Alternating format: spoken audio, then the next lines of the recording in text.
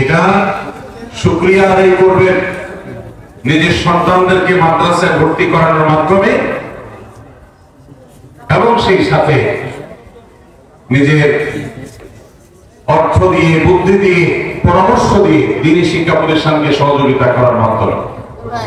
যারা পৃথিবীর বিভিন্ন অমুসলিম প্রধান দেশে বা শহরে বসবাস করে, সেই সমস্ত মানুষগুলো তাদের আদরের এবং কলিজার টুকরার সন্তানকে একটু ঈমানের উপর রাখবে, কোরআনটা সহি করে পড়াবে, দ্বীন শিক্ষা দিবে, এরকম পরিবেশ তারা পায় না। শত শত মাইল দূরে, হাজারো মাইল দূরে, হাজার হাজার ডলার খরচ করে নিজের সন্তানকে একটু মাদ্রাসায় ভর্তি করাতে হয়, তারপরেও এরকম জমজমাট দ্বীনি শিক্ষা প্রতিষ্ঠান তারা চিন্তাও করতে পারে না। তো বাংলাদেশের মানুষের জন্য এটি আল্লাহর পক্ষ থেকে অনেক বড় নিয়ামত। আল্লাহ তাআলা আমাদেরকে নিয়ামতের কদর করার তৌফিক দান করুন। আপনার এলাকাবাসী যারা আছেন, এই মাদ্রাসা মাদ্রাসাতুন নূর, এটা আপনাদের মাদ্রাসা, আপনাদের জন্য আল্লাহর পক্ষ থেকে ইহসান, অনুগ্রহ, নিয়ামত। এই নিয়ামতের কদর করার চেষ্টা করবেন, এবং এই মাদ্রাসা ছাড়া আরো যত দ্বীনি শিক্ষা প্রতিষ্ঠান আছে, এই শিক্ষা প্রতিষ্ঠানগুলো যেন মাথার উপর থাকে, এগুলো যেন আমাদের কলিজায় জায়গা পায়, এগুলো যেন আমাদের প্রাণের প্রতিষ্ঠান হয়, এগুলোর সাথে আমাদের শ্রদ্ধা, ভক্তি, ভালোবাসা, সহযোগিতা, আমাদের দোয়া সব সময় যেন এগুলোর সাথে সম্পৃক্ত থাকে। আল্লাহ রাব্বুল আলামিন দ্বীন ইসলামের এই বাতিঘরগুলোকে, এই আলোর ঘরগুলোকে, আলোর মিনারগুলোকে আল্লাহ রাব্বুল আলামিন কিয়ামত পর্যন্ত বাংলার মাটিতে হেফাজতে রাখুন। আজও দ্বীন এবং ঈমানের যে ছিটাফোঁটা এই সমাজের খাঁজে বাঁধে কোনাকাঞ্চিতে পাচ্ছি আমরা, আজও যে আমরা আমাদের আত্মপরিচয় পরিপূর্ণ হারিয়ে যায়নি, এই বিশাল বড় সৌভাগ্যের পিছনে সবচেয়ে বড় অবদান উলামায়ে কেরামের এই সমস্ত দ্বীনি শিক্ষা প্রতিষ্ঠানগুলোর মাধ্যমে। আল্লাহ আমাদের এলাকাবাসীকে এগুলোকে কদর করা, এগুলোর মূল্যায়ন করা, এগুলোর যথাযোগ্য মর্যাদা দেওয়ার তৌফিক দান করুন। আমিন। ভাইরা আমার,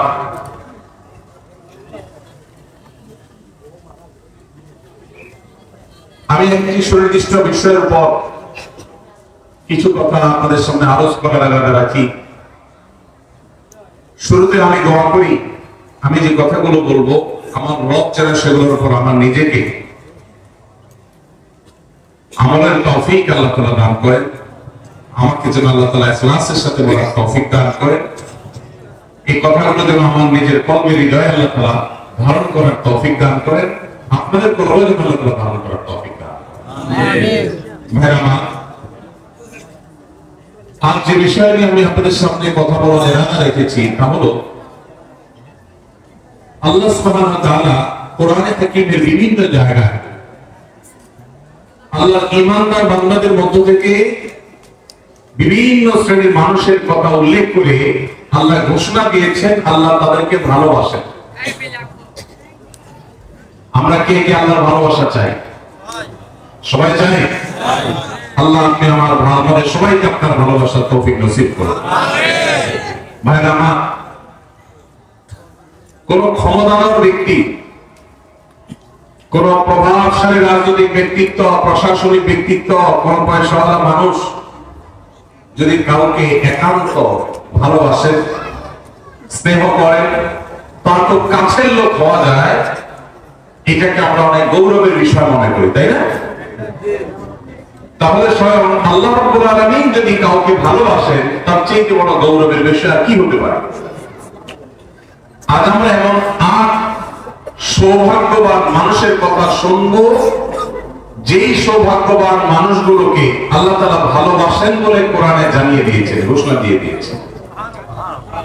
এবং আমরা প্রতিটি পয়েন্ট যখন শুনবো চেষ্টা করব ওই পয়েন্টটি আমার মধ্যে যেন চলে আসে, আমি যেন সে ৮ শ্রেণীর ৮ প্রকার গুণ যেন আমার মধ্যে চলে আসে, ৮ শ্রেণীর মধ্যে যেন আমি পড়ে যাই, সেই চেষ্টা আমরা করব। আল্লাহ তাআলা আমাকে আপনাকে আমাদের সবাইকে আল্লাহর প্রিয় পাত্র, আল্লাহর ভালোবাসার বান্দা হওয়ার তৌফিক নসিব করুন। আমিন। ভাইরা আমার, যেখানে আল্লাহকে ভালোবাসাটাই বিরাট গৌরবের ব্যাপার, সেখানে স্বয়ং আল্লাহ ভালোবাসবেন, কত বিশাল। আমরা যে 8 শ্রেণীর মানুষের কথা বলবো, এগুলো আমরা বিভিন্ন সময় বিভিন্ন বক্তব্যে, বিভিন্ন আয়াতে, বিভিন্ন হাদিসে আমরা শুনেছি, পড়েছি, কিন্তু হয়তো এইভাবে রিয়েলাইজ করার সুযোগ অনেকের হয়নি। আল্লাহ রাব্বুল আলামিন এই বিশেষ গুণ, বিশেষ বৈশিষ্ট্যধারী মানুষদেরকে ভালোবাসে। তো আমরা সেগুলো জানবো ইনশাআল্লাহ। আল্লাহ তাআলা কোরআনে কারীমে বলেছেন, ওয়াল্লাযীনা আমানু আশাদ্দু হুব্বান লিল্লাহ, যারা ঈমানদার, যারা আল্লাহর প্রতি ঈমান এনেছে, আখিরাতের প্রতি ঈমান এনেছে, সেই মুমিন বান্দারা তারা আল্লাহকে সবচেয়ে প্রকট ভাবে, সবচেয়ে শক্ত ভাবে, সবচেয়ে প্রগাঢ় ভাবে, সবচেয়ে বলিষ্ঠ ভাবে আল্লাহ রাব্বুল আলামিনকে ঈমানদাররা ভালোবাসে। এটা আমাদের ঈমানদারদের ভালোবাসা। আমাদের ভালোবাসা সবচেয়ে প্রকট হবে, সবচেয়ে প্রগাঢ় হবে, সবচেয়ে বেশি ভালোবাসা হবে কার জন্য? কেন আল্লাহর জন্য ভালোবাসা হবে? কারণ ভালোবাসার যে সূত্র, কারণ গুণে মুগ্ধ হয়ে, কারোর অবদানে তুষ্ট হয়ে, তৃপ্ত হয়ে আমরা তাকে ভালোবাসি। সকল গুণের সৃষ্টিকর্তাকে আল্লাহ রাব্বুল আলামিন।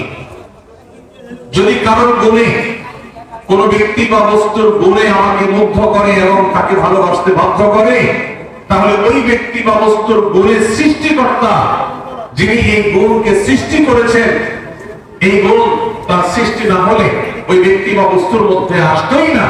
তাহলে সে আল্লাহকে ভালোবাসা, এটা আমাদের বিবেকের দাবি, এটা আমাদের যুক্তি এবং ঈমানের দাবি কত বেশি হওয়ার কথা। ঠিক একইভাবে আমার প্রতি কারোর অবদান আছে, কেউ আমার উপকার করেছে, অর্থ দিয়ে, কড়ি দিয়ে, পয়সা দিয়ে, কোনোভাবে আমার উপকার করেছে, সেজন্য আমি তাকে ভালোবাসি।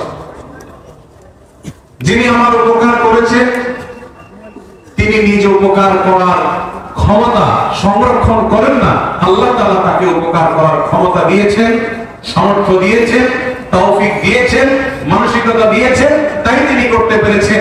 তাহলে যে আল্লাহর দান না হলে তিনি উপকারটাই করতে পারতেন না। তাহলে আমি কারোর দ্বারা উপকৃত হয়ে তাকে যদি ভালোবাসি, তাহলে যে আল্লাহর দানে এই উপকারটা আমি পাওয়ার সুযোগ পেয়েছি, তাকে ভালোবাসা আমার ঈমানের কত বেশি দাবি হতে পারে। ভাইরা, অথচ আল্লাহকে ভালোবাসা, এটা সাধারণত আমাদের মধ্যে আমরা সেভাবে অনুভব করি না। এমনকি আমরা অনেকে হয়তো জানিও না যে আল্লাহকেও ভালোবাসা যায়। অনেক মুসলমান আছে যে আল্লাহর প্রতি ঈমান আনি, আখিরাতের প্রতি ঈমান এনেছি, ঈমানের সব পিলারগুলোর উপর ঈমান এনেছি, কিন্তু আমি জানি না যে আমার ভালোবাসার সবচেয়ে বেশি হকদার আল্লাহ, সবচেয়ে বেশি হকদার আল্লাহ।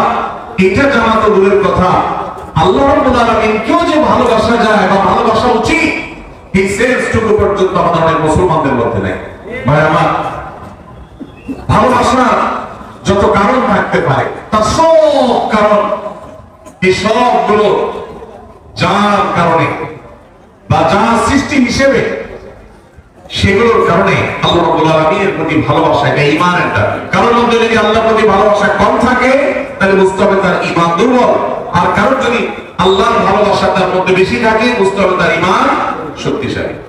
আল্লাহর প্রতি আমাদের ভালোবাসা আছে কিনা, এটা বোঝার উপায় কি, বা এটা সৃষ্টি করার উপায় কি, সে বিষয়ে আলোচনা করা আজকে আমাদের উদ্দেশ্য না, সেটা ভিন্ন টপিক।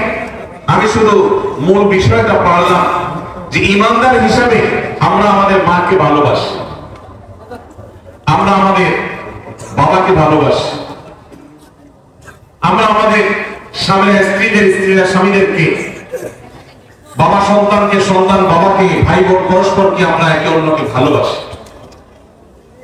এই যে আমরা একে অন্যকে ভালোবাসি, আমাদের ভালোবাসার গণ্ডি, আমাদের ভালোবাসার সীমানার মধ্যে সর্বাগ্রে থাকতে হবে আমাদের রব আল্লাহ রাব্বুল আলামিন।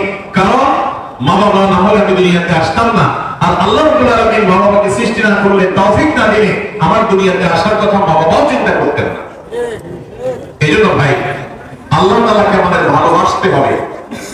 আল্লাহর প্রতি ভালোবাসা, এটা যখন আল্লাহর নেয়ামত সম্পর্কে আমরা জানবো, আল্লাহ দান অনুদানগুলোর কথা, আল্লাহ নিয়ামত রাজির কথা যখন আমরা গবেষণা করব, ভাববো, স্বয়ংক্রিয়ভাবে আল্লাহ ভালোবাসা আমাদের মধ্যে চলে আসবে। আল্লাহ তাআলা আমাদেরকে আল্লাহর ভালোবাসা অন্তরের অন্তঃস্থলে সুগভীরভাবে স্থাপন করার তৌফিক নসিব করুন। আমিন। ভাইরা আমার, আল্লাহ রাব্বুল আলামিন তাকে যেখানে আমাদের ভালোবাসা কর্তব্য, সেখানে আল্লাহ তাআলা তার কিছু প্রিয় বান্দাদেরকে স্বয়ং ভালোবাসেন।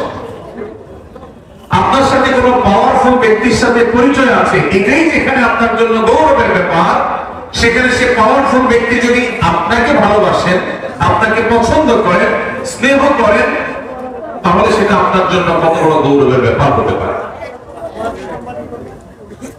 আমরা কোন প্রভাবশালী ব্যক্তির সাথে আমাদের সম্পর্ক থাকলে, পরিচয় থাকলে, আমরা গল্প দিতে পছন্দ করি, ঠিক না ঠিক? আছে না নেই? অমুক খালাতো ভাই, অমুক তালতো ভাই, অমুক ব্যয়, এসব গল্প দিতে আমাদের ভালো লাগে, কারণ লোকটা অনেক প্রভাবশালী। আর যদি স্বয়ং ওই লোকটাই বলে যে আমি অমুককে ভালোবাসি, আমার খুব পছন্দের, তাকে আমি অনেক লাইক করি, তাহলে এটা কত বড় গৌরবের বিষয় হতে পারে। আল্লাহ রাব্বুল আলামিন কোরআনে হাকিমে এইরকম ভালোবাসা, আল্লাহ পছন্দের মানুষগুলোর কথা বলেছে। আল্লাহ পছন্দের মানুষের তালিকায় আসার জন্য সর্বাগ্রে যে বিষয়টি থাকতে হবে, তাহলে ঈমান। ঈমান না থাকলে কখনো আল্লাহর প্রিয় পাত্র হওয়ার সুযোগ নেই। ঈমানদারদের মধ্যে যে 8 শ্রেণী মানুষকে আল্লাহ তাআলা ভালোবাসেন বলে কোরআনে জানিয়েছেন, তার মধ্যে থেকে সর্বপ্রথম এবং প্রধান শ্রেণী হলেন ওই মানুষগুলো যারা মুহসিন। যারা কি মুহসিন? মুহসিন শব্দের অর্থ হলো যারা সৎ কর্ম করে, ভালো কাজ করে, অন্যের প্রতি অনুগ্রহ করে, ইহসান করে। খুঁটে খুঁটে কোথায় ভালো কাজ আছে সে সেখানে চলে যায়, কোন কাজটা ভালো সে সেই কাজটা করে, কারোর প্রতি অনুগ্রহ করার সুযোগ আসলে সে সেই সুযোগ হাতছাড়া করে না। এই লোকটাকে বলে মুহসিন। আল্লাহ রাব্বুল আলামিন কোরআনে হাকিমে অন্তত 4 জায়গায় এই একই কথা আল্লাহ তাআলা তার ভাষায় তিনি ব্যক্ত করেছেন, প্রকাশ করেছেন। সূরা বাকারা 165 নম্বর আয়াত, সূরা আলে ইমরান 134 নম্বর আয়াত, একইভাবে সূরা আলে ইমরান 148 নম্বর আয়াত, সূরা মায়েদা 93 নম্বর আয়াত। এই 4 জায়গায় আল্লাহ রাব্বুল আলামিন একই কথা বলেছেন। সূরা বাকারা আল্লাহ বলেছেন, ওয়া আহসিনু ইন্নাল্লাহা ইউহিব্বুল মুহসিনিন। ঈমানদারদেরকে আল্লাহ তাআলা নির্দেশ করে বলছেন, তোমরা ভালো কাজ করো, কারণ ভালো কাজ যারা করে, নেক আমল যারা করে, সওয়াবের কাজ যারা করে, এই মানুষগুলোকে আল্লাহ তাআলা ভালোবাসেন। সুবহানাল্লাহ। নেক আমলকারীদেরকে আল্লাহ তাআলা ভালোবাসেন। ইহসানকারী, যে অন্যের প্রতি অনুগ্রহ করে, মানুষ তো মানুষ, পশু পাখির প্রতিও ইহসান করে, অনুগ্রহ করে, উপকার করে, মানুষের কল্যাণ পৌঁছায়, মানুষের একটা কাজ করে দেয়, পারলে একজনের সহযোগিতা করে দেয়, এই ইহসানকারী মানুষগুলোকে আল্লাহ তাআলা ভালোবাসেন। এই ভালোবাসার কথা আল্লাহ এক জায়গায় না, অন্তত একই কথা 4 জায়গায় আল্লাহ তাআলা রিপিট করেছেন, আল্লাহু ইউহিব্বুল মুহসিনিন। আল্লাহ রাব্বুল আলামিন ইহসানকারীদেরকে, সৎকর্ম সম্পাদনকারীদেরকে, ভালো কাজ খুঁটে খুঁটে যারা করে সেই মানুষদেরকে আল্লাহ তাআলার বান্দা, এমনকি আল্লাহর যে কোনো সৃষ্টির প্রতি যারা অনুগ্রহ করে, যাদের মনের মধ্যে মায়া আছে, যারা শক্ত হৃদয়ের না, যারা মানুষ প্রতি অবিচার করে না, জুলুম করে না, পারলে অনুগ্রহ করে, মায়া করে, দয়া করে, ভালোবাসে। মানুষ তো মানুষ, আপন তো আপন, এমনকি শত্রুর প্রতিও সে অবিচার করে না, পারলে অনুগ্রহ করে। এই মানুষগুলোকে আল্লাহ তাআলা ভালোবাসে। ভাই আমার, তাহলে আমরা আল্লাহ ভালোবাসার মানুষগুলোর প্রথম শ্রেণীর সাথে পরিচিত ইতিমধ্যে হয়ে গেলাম। তারা হলো যারা খুঁজে খুঁজে সব নেক আমল, ভালো কাজগুলো করে, বিশেষ করে আল্লাহর সৃষ্টি একটি একটি করে খুঁজে সবার সাথে অনুগ্রহ করে, মায়া করে, দয়া করে, ইহসান করে। আমরা সেই কাতারে শামিল হওয়ার চেষ্টা করবো তো ইনশাআল্লাহ। হে আরশে আজিমের মালিক, আপনি আমাদের সবাইকে মুহসিনদের কাতারে, আপনি যাদেরকে ভালোবাসেন বলে কোরআনে ঘোষণা দিয়েছে, আল্লাহ আমরা যেন সেই মানুষদের কাতারে শামিল হতে পারি, সেই তৌফিক নসিব করেন। আমিন। আজকের মাহফিল থেকে আমরা ভাই নিয়ত করে নেই, যখনই কোনো ভালো কথা শুনবো সবার আগে আমল করব। যখনই কোনো ভালো কথা জানবো সবার আগে সেটা বাস্তবায়ন করব। যখনই কারোর প্রতি উপকার করা, ইহসান করা, কারোর কল্যাণ পৌঁছানো, কারোর সেবা করা, কারোর একটা সহযোগিতা করার সুযোগ পাবো, সবার আগে সেটা আমি ধরবো, হাতছাড়া করবো, চেষ্টা করবো তো ইনশাআল্লাহ।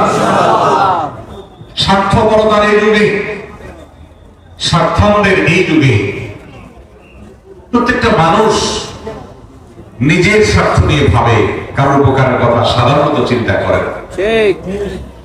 এমন স্বার্থান্ত হয়ে গেছি আমরা আজ, এখন প্রবাদী হয়ে গেছে, আগে বাঁচলে বাপের না, নিজে বাঁচলে বাপের না। নিকৃষ্টতম একটা প্রবাদ আমাদের বাংলা ভাষায় প্রচলিত, নিকৃষ্টতম প্রবাদ, নিজে বাঁচলে বাপের না। এটা সেলফিশদের প্রবাদ, এটা কোনো মুসলমানের প্রবাদ নয়, এটা কোনো ভালো মানুষের প্রবাদ হতে। নিজে বাঁচলে অর্থাৎ আমারটা ঠিক থাকলে 16 আনা, তারপরে বাপের চিন্তা করবো, অন্যের চিন্তা করবো। এটা কি ভালো মানুষের কথা না স্বার্থপরের কথা? আমরা সেই সাহাবীদের রূহানী সন্তান, আমরা সেই নবীর উম্মত যেই নবী নিজের চিন্তা পরে করতেন, মানুষের চিন্তা আগে করতেন। আমরা কি নিজের চিন্তা আগে করবো না মানুষের চিন্তা আগে করবো? যে বলে নিজে আগে বাঁচলে বাপের নাম, নিজে বাঁচলে বাপের নাম, তার এই কথার মধ্য দিয়ে সে মূলত তার স্বার্থপরতার কথার বার্তা দিয়েছে, ইঙ্গিত দিয়েছে। একজন মুসলমান তিনি তার জীবন বিপন্ন করে হলেও, তার জীবন বাজি রেখে হলেও আগে তার বাপকে বাঁচানোর চেষ্টা করবে, ঠিক না দেখি?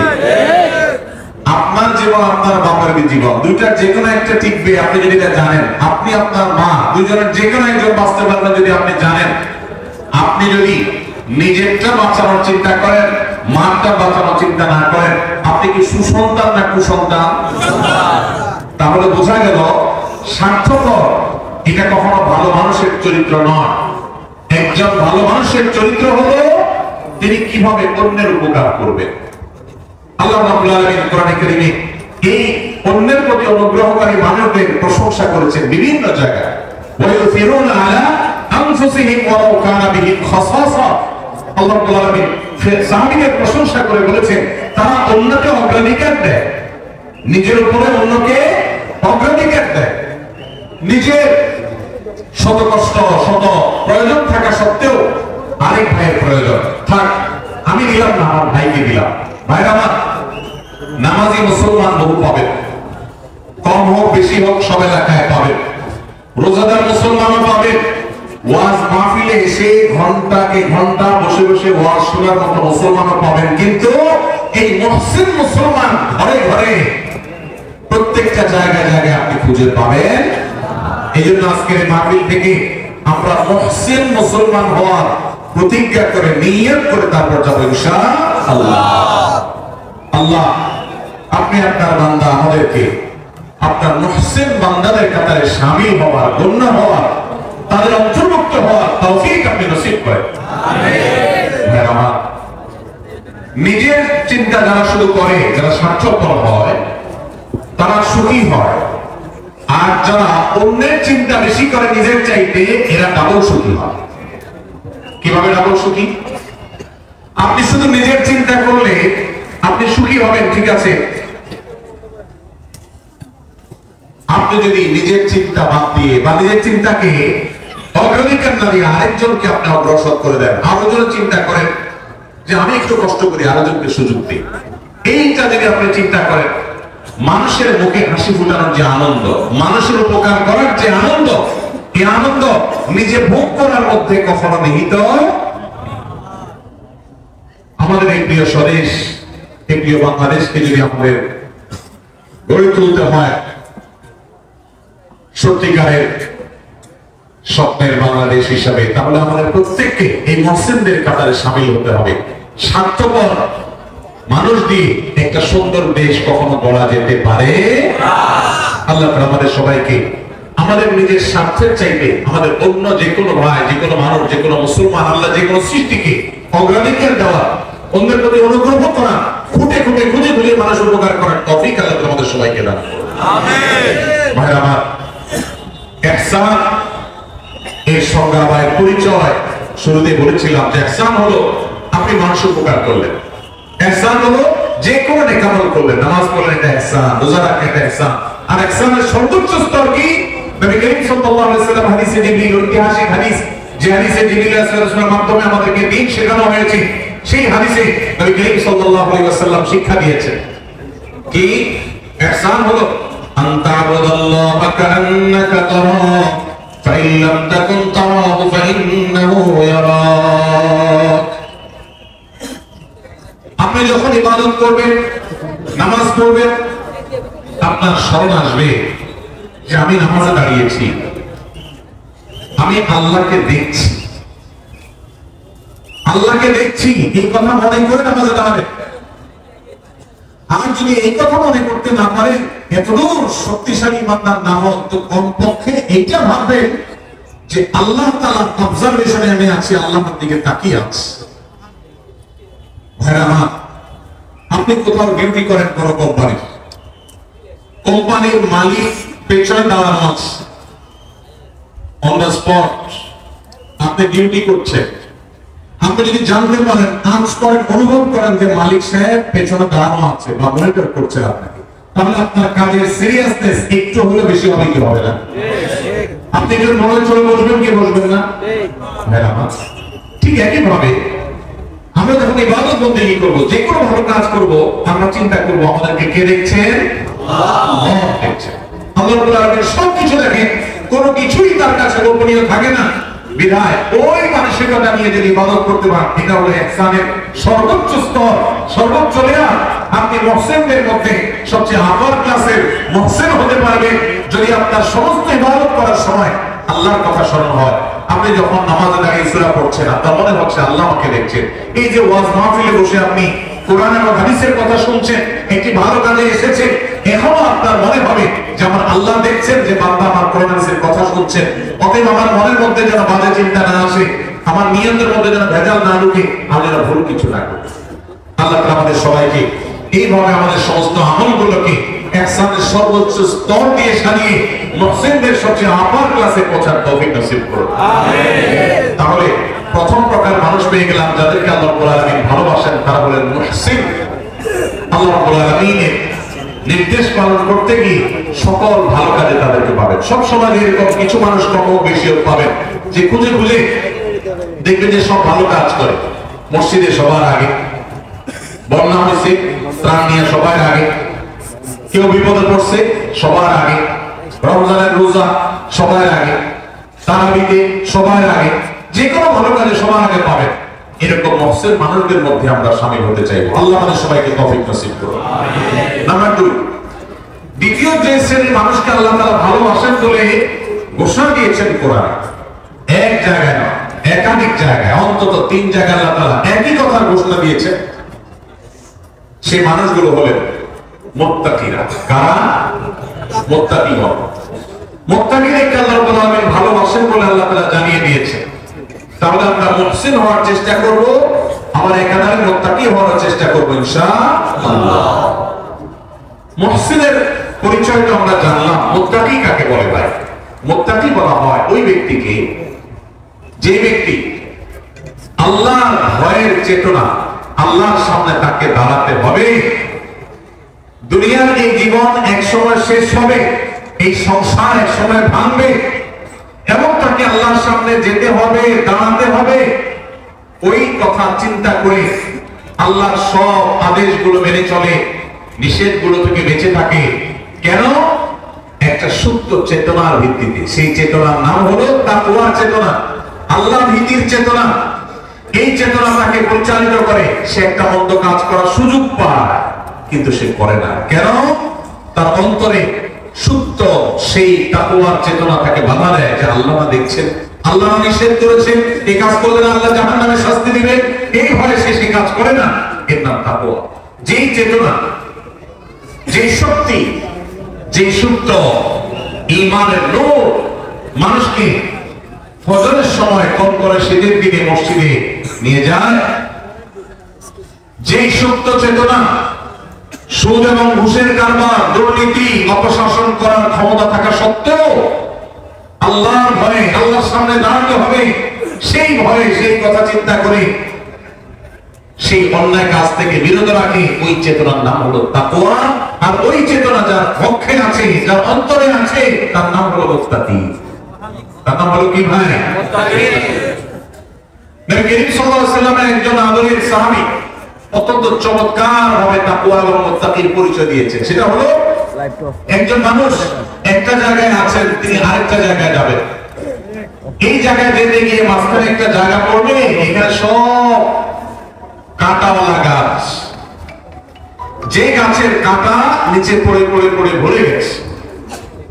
এই লোকটা যখন এই জায়গাটা পার হবে, ওই কাঁটাওয়ালা জায়গাটা পার হওয়ার সময়, যেহেতু কণ্ঠকাকীর্ণ জায়গা, চতুর্পাশে কাঁটা আর কাঁটা, তখন এই লোকটা পার হওয়ার সময় খুব সতর্কতার সাথে পার হবে। পা ফেলার সময় যেখানে কাঁটা নাই দেখে ওখানে পা দিবি, আবার কোথায় কাঁটা নাই ওখানে আরেক কদম দিবি, এইভাবে সে আগাবে।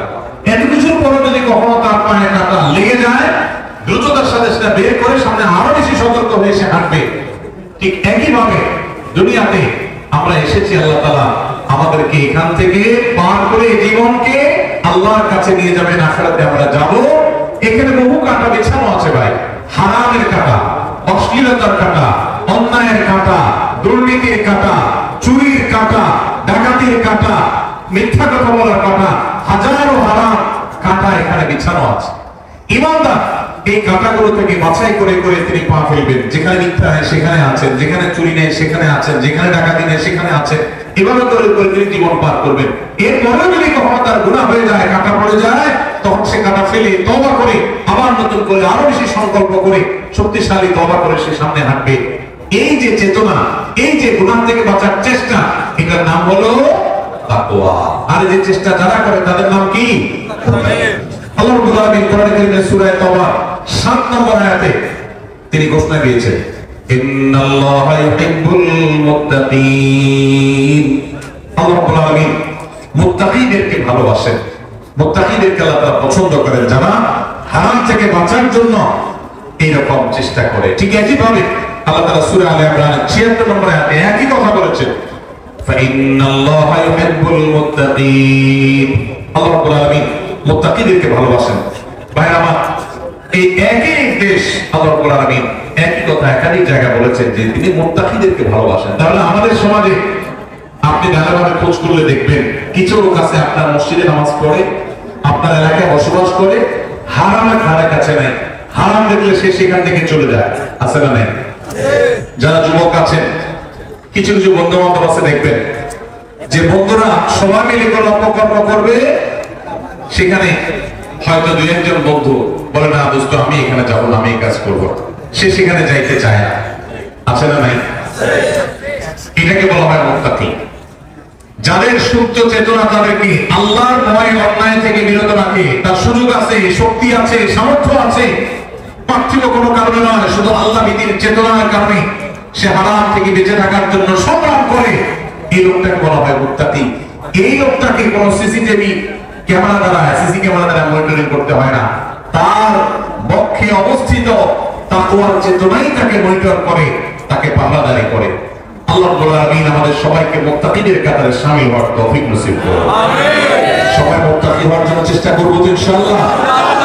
ইনশাআল্লাহ। কোরআন কারীমে আল্লাহ রাব্বুল আলামিন একাধিক জায়গায় বলেছেন, ওয়াল আকিবাতু লিত-তাকওয়া। ভাইরে, দুনিয়াতে যা নোট আছে তার পাওয়ার আছে, তার লোক আছে, যার ভোট আছে তার পাওয়ার আছে, লোক আছে। দুনিয়াতে বহু পাওয়ার নিয়ে মানুষ চলে, গাড়ি বাড়ি আছে। বস্তুবাদের এই পৃথিবী আমাদেরকে এই বার্তা দিয়েছে যে গাড়ি বাড়ি আছে, টাকা পয়সা আছে, সব দিক থেকে আমি উন্নত, তাহলে সেক্ষেত্রে আমি ভালো থাকবো, শেষ হাসি আমার হবে, বা ভালো আমি থাকবো। আল্লাহ কোরআনে বলেছেন, ওয়াল আকিবাতু লিত-তাকওয়া। সাময়িকভাবে ভালো, কেউ টাকা পয়সা থাকার কারণে থাকতে পারে, কেউ পাওয়ার কারণে থাকতে পারে, কেউ পদের কারণে থাকতে পারে, কেউ নাম যশ খ্যাতির কারণে সামান্য সীমিত সময়ে ভালো থাকতে পারে। তবে মনে রাখবে, আসল ভালো থাকা, চূড়ান্ত ভালো থাকা, অনন্তকালের জন্য ভালো থাকা, সেই ভালো থাকা শুধুমাত্র আল্লাহ রাব্বুল আলামিন রিজার্ভ করে রেখেছেন তাকওয়ার জন্য, তাকওয়াধারী মানুষদের জন্য, মুত্তাকিদের জন্য। এই জন্য পৃথিবীতে হাসবে অনেকেই, টাকাওয়ালা হাসবে, ক্ষমতাওয়ালা হাসবে, চেহারাওয়ালা হাসবে, জনপ্রিয়তাওয়ালা হাসবে, চেহারা সুন্দর আল্লাহ হাসবে, তারপরে বিভিন্ন রকমের পাওয়ার হোল্ড করেন তারা হাসবে, বিভিন্ন কিছুর কারণে মানুষ হয়তো হাসি খুশি থাকবে, কিন্তু আসল হাসি, শেষ হাসি, চূড়ান্ত হাসি, যে হাসি পরে আর কোনো কান্না স্পর্শ করবে না, সেই হাসি হাসবে শুধুমাত্র সেই মানুষগুলো যাদের পক্ষে আল্লাহর ভয়ের চেতনা বা তাকওয়া আছে। ভাই, একজন মানুষ সারা জীবন হাসি মুখ থাকলেন, সারা জীবন সুখে থাকলেন, কিয়ামতের ময়দানে যদি আল্লাহ রাব্বুল আলামিন তাকে জাহান্নামের পরোয়ানা ঘোষণা করে জাহান্নামের ফেরেশতাদের হাতে সুপর্দ করে দেন, তারা যদি তাকে টানতে টানতে জাহান্নামে নিয়ে যায়, তাহলে তার সারা জীবনের সমস্ত সুখ, সকল সমৃদ্ধি, সকল হাসি খুশি থাকার 2 পয়সার কোনো মূল্য হতে পারে না। আর এর বিপরীতে সারা জীবন কষ্ট করেছে, নিগৃহীত ছিল, মাজলুম ছিল, নিষ্পেষিত ছিল, হাসি খুশি থাকতে পারে নাই, কিন্তু কিয়ামতের ময়দানে আল্লাহ রাব্বুল আলামিন যদি জান্নাতের পরোয়ানা দিয়ে, সার্টিফিকেট দিয়ে, ঘোষণা দিয়ে আল্লাহ যদি তাকে জান্নাতে প্রবেশ করিয়ে দেন, আল্লাহ বলেছেন ফামান যুহযিহা আনিন নারি ওয়া উদখিলাল জান্নাতা ফাকাদ ফাজ। যে ব্যক্তিকে জাহান্নাম থেকে দূরে সরানো হবে আর জান্নাতে প্রবেশ করানো হবে, এই ব্যক্তি সফল, এই ব্যক্তি সাকসেস। এই সাকসেস আর কখনো ব্যর্থতায় পর্যবসিত হবে না, এই সফলতা কখনো হারিয়ে যাবে না। পৃথিবীর সকল সফলতা একসময় হারিয়ে যায়, ক্ষমতা হারানোর ভয় আছে না নাই? আছে না নাই? না ক্ষমতা চিরকাল থাকে? হাতের কাছে আমাদের দৃষ্টান্ত দেখার সুযোগ হয়েছে না হয় নাই? নিজের চোখের সামনে এরকম জাজ্জল্যমান উদাহরণ দেখার পর যদি ঈমান না জাগে, আর কখন জাগবে? ভাইরা, টাকার জৌলস চিরকাল থাকে না, শেষ হতে পারে। আমি ফকির হতে দেরি হয়? আল্লাহ চাইলে মুহূর্তের ভিতরে ফকির। দুনিয়াতে মানুষ যত সফলই হোক, যত সাকসেসই হোক, যত সুখী হোক, একসময় সে সুখ চলে যাওয়ার ভয় আছে। কিন্তু জান্নাতে যদি কেউ একবার প্রবেশ করে যায়, তো আর কখনো কোনো ব্যর্থতা তাকে স্পর্শ করবে না। সেই শেষ হাসি সম্পর্কে আল্লাহ বলেছেন ওয়াল আকিবাতু লিত্তাকওয়া। মনে রাখবে, পৃথিবীতে কারো খেতে ফসলটা ভালো হয়েছে, সে সুখী। কেউ কোনো পাওয়ার পেয়েছে, সে সুখী, পেয়ে সুখী। কারো অর্থকরী করতে পেরেছে, সে সুখী। কারো ব্যবসা ভালো করেছে, সে সুখী। ভালো কথা, কিন্তু এই সুখগুলোর কোনোটাই স্থায়ী সুখ নয়। এগুলো ক্ষণস্থায়ী, এগুলো এক সময় হারিয়ে যায়, শেষ হয়ে যায়, আকাশ থেকে পাতালে নেমে যায়। কিন্তু যদি কেউ তাকওয়া অন্তরে ধারণ করে, এই দুনিয়াতে সুখে থাকুক আর দুঃখে থাকুক, শেষ হাসি, চূড়ান্ত খুশি আল্লাহ তাআলা তাকেই দিবে। আল্লাহ তাআলা আমাদের সবাইকে সে মুত্তাকিদের কাতারে শামিল হওয়ার তৌফিক নসিব করুন। আমিন। ভাইরা আমার, তাহলে মুত্তাকি হওয়ার চেষ্টা করতে হবে। মুত্তাকি হওয়ার জন্য কি করব আমরা? মুত্তাকি হওয়ার জন্য বেশি কিছু না ভাই, সকল হারাম থেকে বেঁচে থাকতে হবে, সকল অন্যায় থেকে বেঁচে থাকতে হবে, সকল গুনাহ থেকে বেঁচে থাকতে হবে, আল্লাহর সমস্ত আদেশ নিষেধ মেনে চলতে হবে। চেষ্টা করব তো আমরা ইনশাআল্লাহ। আল্লাহ তাআলা আমাদের সবাইকে আল্লাহর সমস্ত আদেশ নিষেধগুলো মেনে চলার তৌফিক নসিব করুন। আল্লাহ আপনি আমাদেরকে মুত্তাকিদের কাতারে শামিল করে দিন। আল্লাহ আপনি আমাদের অন্তরে তাকওয়া ঢেলে দিন। আল্লাহ তাকওয়া আমাদের অন্তরে স্থির করে দিন। আমাদেরকে যেন আপনার তাকওয়ার শক্তি যেন পরিচালিত করে, তাকওয়ার প্রভাবে যেন আমরা প্রভাবিত হই, আমরা যেন মুত্তাকিদের ইমাম হতে পারি। আল্লাহর কাছে দোয়া করব তো ইনশাআল্লাহ। তাহলে দ্বিতীয় শ্রেণীর মানুষ পাইলাম। আপনার সমাজে, আপনার আশেপাশে যদি দেখেন এমন মানুষ, আল্লাহর ভয়ে তারা হারামের কাছে যায় না, আল্লাহর ভয়ে তারা হালাল ছাড়ে না, ফরজ কাম ছাড়ে না, ওয়াজিব কাম ছাড়ে না, এইরকম মানুষ যদি খুঁজে পান, তাহলে বুঝে নেবেন এই লোকটা সেই মানুষ যাকে আল্লাহ ভালোবাসেন, এবং আপনিও চেষ্টা করবেন সেই কাতারে যাওয়া। আল্লাহ আমাকে তৌফিক দান করুক। আমি আপনাদের কাছে দোয়া চাই, আল্লাহ যেন শুধু নামকে অস্তে মুসলমান না রাখেন। আমরা সবাই নিজেকে মুসলমান দাবি করি, সকল বা নামকে অস্তে মুসলমান হয়তো আমরা সবাই আছি কম বেশি, কিন্তু মুত্তাকি মুসলমান খুব বেশি নাই ভাই। হারামও করে আবার মুসলমান, এই লোক মুত্তাকি না। মুত্তাকি সে যে আল্লাহ নিষেধ করেছেন এটা জানার পর সকল লোক থাকা সত্ত্বেও, সকল আকর্ষণ থাকা সত্ত্বেও সে সেখান থেকে নিজেকে বিরত রাখে। কোন যুবক কোন মেয়ের সাথে হারাম রিলেশন, হারাম সম্পর্ক এটা সে করে না আল্লাহর ভয়ে, এর নাম তাকওয়া। মাদকের ব্যবসা করে লাল হওয়ার সুযোগ আছে কিন্তু করে না আল্লাহর ভয়ে, এর নাম তাকওয়া। ফজরের সময় আরামের ঘুমানো যায়, কিন্তু আরামের ঘুম ছেড়ে কনকনে শীতের মধ্যে ওযু করে ঠান্ডা পানি দিয়ে নামাজ পড়তে যায়, এর নাম তাকওয়া। আল্লাহ আমাদের সবাইকে সেই তাকওয়া আমাদের অন্তরে ধারণ করার তৌফিক নসিব করুন। আমিন। আল্লাহ যাদেরকে ভালোবাসেন তাদের মধ্যে দ্বিতীয় প্রকার হলেন মুত্তাকিরা। নাম্বার 3, তৃতীয় প্রকার মানুষ যাদেরকে আল্লাহ ভালোবাসেন তারা হলেন সেই মানুষেরা যাদের মধ্যে ন্যায় বিচার আছে, যারা ইনসাফ করে, যারা মানুষের প্রতি অবিচার করে না, যারা ন্যায়নিষ্ঠ আচরণ করে, অন্যায় অবিচার করে না।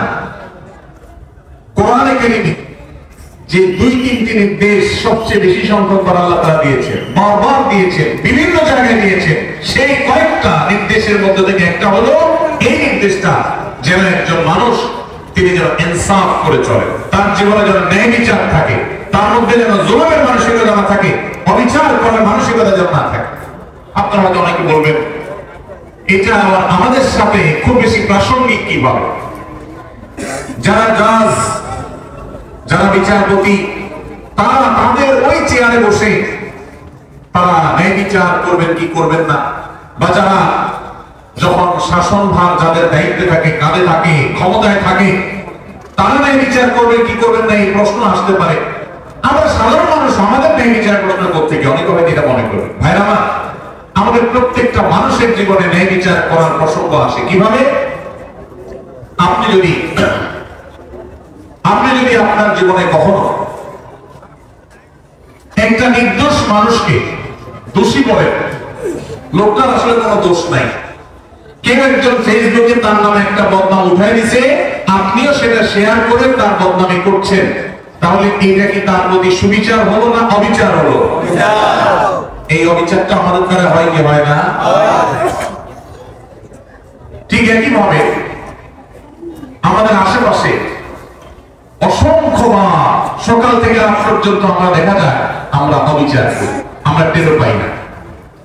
আল্লাহ রাব্বুল আলামিন আমাদেরকে বারবার করে বলেছেন ঈমানদার কখনো অবিচারকারী হতে পারে না, ঈমানদার কখনো ন্যায় ভ্রষ্ট কাজ করতে পারে না, ঈমানদারকে ন্যায়সঙ্গত আচরণ করতে হয়, কখনো ন্যায় থেকে সে সরতে পারে না। আপনি দোকানদার মানুষ,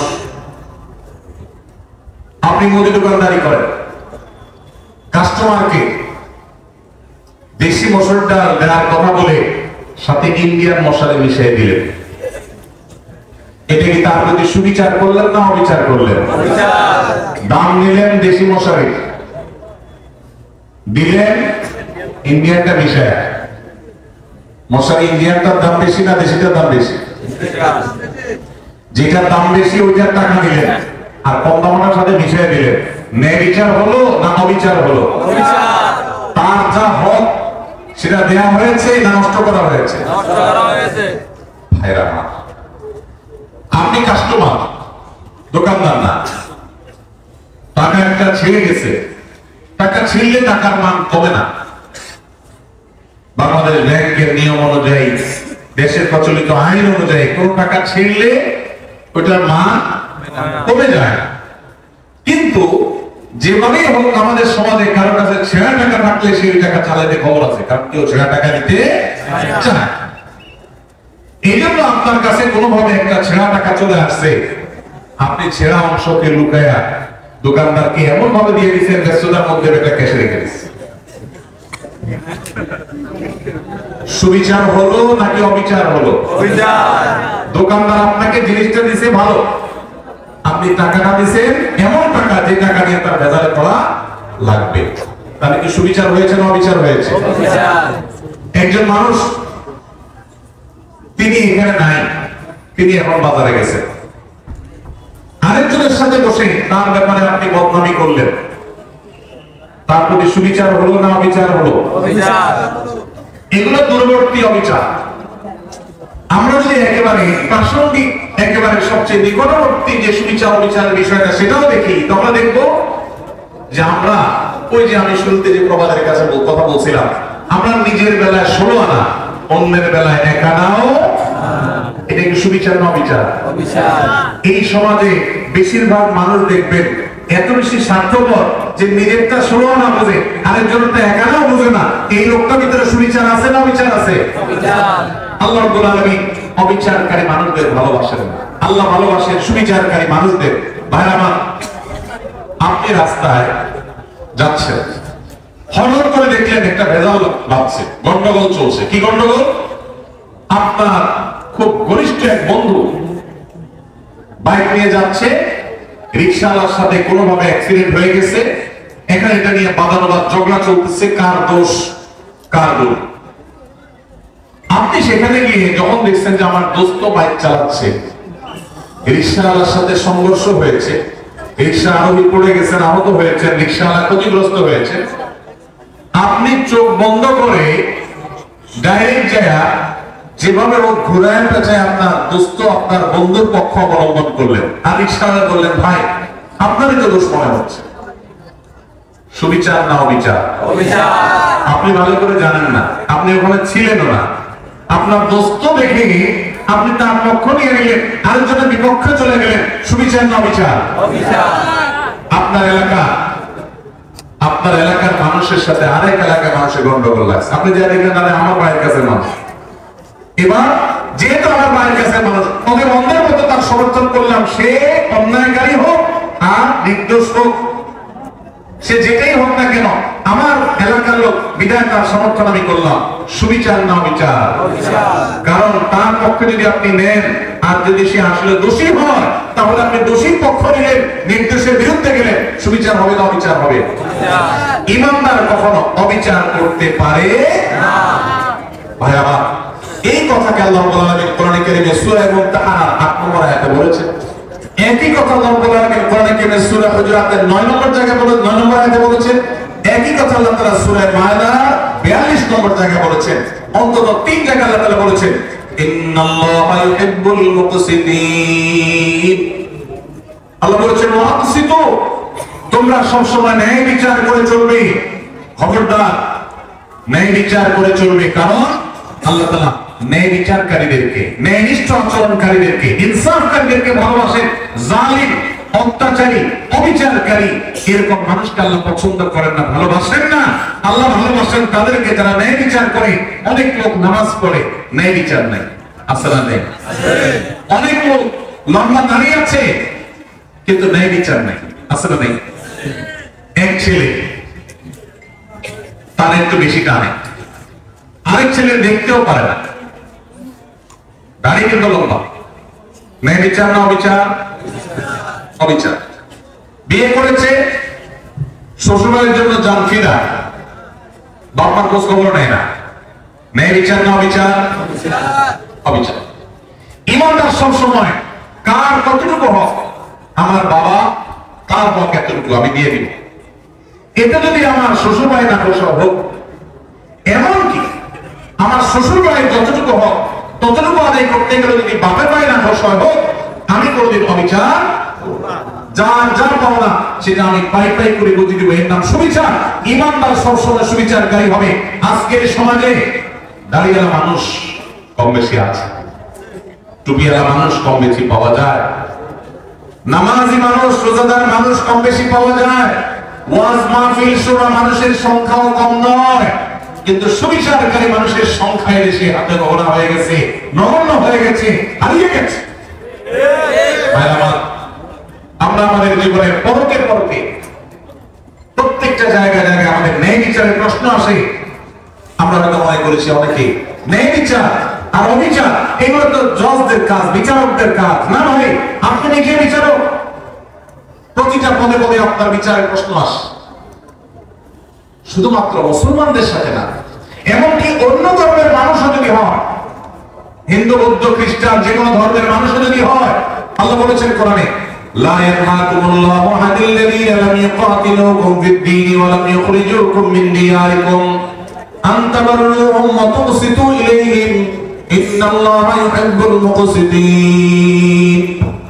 অন্য ধর্মের মানুষরা তোমাদের উপর যদি কোনো যুদ্ধ চাপায় না দেয়, তোমাদের দেশ থেকে বের করে না দেয়, শান্তিপূর্ণভাবে যদি সহাবস্থান করে, তাহলে তাদের প্রতি অন্য ধর্মের মানুষ হওয়া সত্ত্বেও ন্যায়নিষ্ঠ আচরণ করতে আল্লাহ নিষেধ করেন না, বরং ন্যায়নিষ্ঠ আচরণকারীদেরকেই আল্লাহ ভালোবাসেন। এই জন্য ন্যায়নিষ্ঠ আচরণ করবো তো ইনশাআল্লাহ। ভাইরা আমার, আমাদের জীবনে প্রতিটি পদে পদে কিন্তু ন্যায় আচরণ করার ব্যাপার আছে। এখন মুশকিল হলো আমরা ন্যায়সঙ্গত আচরণ বা ন্যায় বিচার এটা অন্যের বেলায় আসলে করতে পারি, নিজের লোক হলে তখন পারি না। আল্লাহ রাব্বুল আলামিন সেজন্য বলেছেন, ওয়াইন কুলতুম ফাদিলু ওয়ালাউ কানা লা কুরবা, যখন কথা বলবা ইনসাফের সাথে বলবা, সত্যটা হক কথাটা বলবা, যদিও তোমার আত্মীয় হয়, রক্ত সম্পর্কীয়, কাছের লোক হয়, তারপরে হক কথা বলতে দ্বিধা করবা না। একটা অপকর্ম করেছে কে? আপনার চাচাতো ভাই বা আপনার আপন ভাই বা আপনার শালা, আপনার কাছের কেউ। আপনার এখন মুখে একেবারে কুলু, মুখে তালা, আপনি কিছু দেখেননি, কারণ আগামটা করছে কে? কাছের লোক। এটা কি সুবিচার না অবিচার? অবিচার। আমার বাবাও যদি অন্যায় করে, আর যদি এখানে আমার সাক্ষ্য দেওয়ার প্রশ্ন আসে, একজন মুকসিত যাকে আল্লাহ ভালোবাসেন, সেই সৌভাগ্যবান মানুষ, সেই ইমানদার, তিনি তার বাবার বিরুদ্ধে সাক্ষ্য দিবেন, তারপরে তিনি অবিচার করবে না। সহজ কথা না ভাই, ওয়াজ করা অনেক সহজ, এই বিষয়টা আমল করা এত সহজ না। আল্লাহ রাব্বুল আলামিন কোরআনে কারীমে সেজন্য বলেছেন, ওয়ালা ইয়াজরিমান্নাকুম শানাআনু কওমিন আল্লা তা'দিলু ইয়াদিলু হুয়া আকরাবু লিত-তাকওয়া। তোমার সাথে কারো শত্রুতা আছে, কারো শত্রুতা আছে, যেহেতু শত্রুতা আছে সেজন্য ওই বেটা কোনো কারণে ফেসে গেছে। তুমি জানো যে লোকটার আসলে দোষ নাই, কিন্তু যেহেতু শত্রু, অন্তত এই চান্সে সে যেহেতু ফেসে গেছে, পারলে দৌড়ে আরো তার ডুবাই দাও। এই আচরণটা আমাদের সমাজে আছে না নাই?